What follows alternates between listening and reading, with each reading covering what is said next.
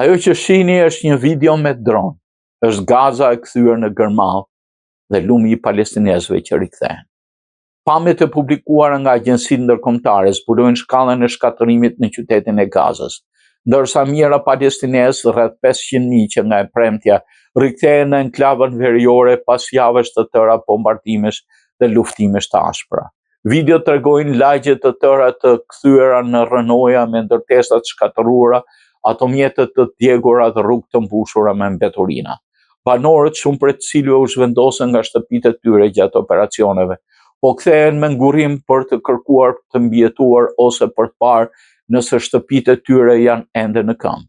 Shumë prej tyre mbajnë fëmijë të vegjël ose pak sende që kanë arritur të shpëtojnë.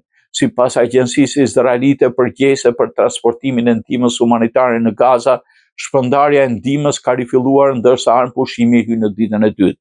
Kamion që transportojnë ushqime, karburant dhe furnizime mjekësore, po kalojnë gradualisht në përpikat kufitare duke synuar të lehtësojnë popullsinë civile që ka pësuar humbje dhe privime të mëdha. Trupat amerikane fillojnë të mbrijnë në Izrael për të mbikëqyrur zbatimin e armë pushimit në Gaza.